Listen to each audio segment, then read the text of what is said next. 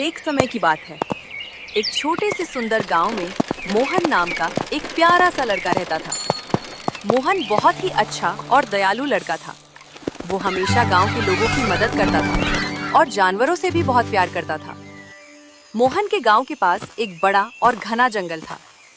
गांव के लोग कहते थे कि उस जंगल में एक जादू वाली परी रहती है, लेकिन किसी ने भी उस परी को कभी नहीं देखा था। इसी वजह से गांव के लोग जंगल में जाने से थोड़ा डरते थे। लेकिन मोहन बहुत ही जिज्ञासु लड़का था। वो हमेशा सोचता था कि क्या सच में उस जंगल में कोई जादू की परी रहती है। एक दिन मोहन ने फैसला किया कि वह खुद जंगल में जाकर देखेगा कि वहां सच में कोई परी है या नहीं। अगली सुबह मोहन जल्दी उठ गया और जंगल की ओर चल पड़ा।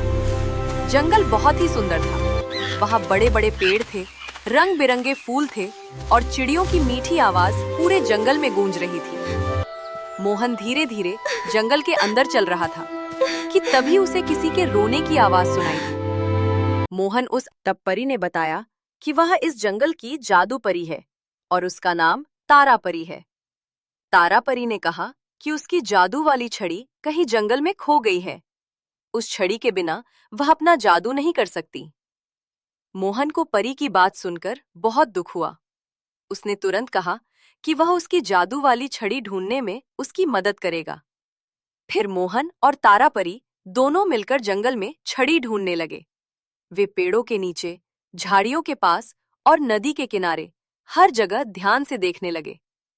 कुछ समय बाद मोहन की नजर एक झाड़ी पर पड़ी।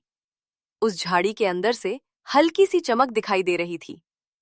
मोहन तुरंत उस झाड़ी के पास गया और अंदर हाथ डालकर देखने लगा। थोड़ी ही देर में उसे एक चमकती हुई जादू की छड़ी मिल गई। जैसे ही मोहन ने वह छड़ी बाहर निकाली, तारा परी खुशी से झूम उठी। वह वही जादू वाली छड़ी थी जिसे वह ढूंढ रही थी।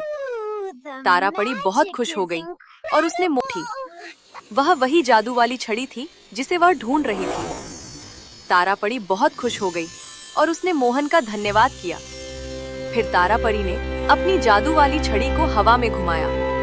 अचानक पूरे जंगल में चमकदार रोशनी फैल गई और छोटे छोटे जादुई सितारे हवा में चमकने लगे। तारा परी ने मोहन से कहा कि वह बहुत अच्छा और दयालु लड़का है, इसलिए वह उसे एक खास जादुई वरदान देना चाहती है। तारा परी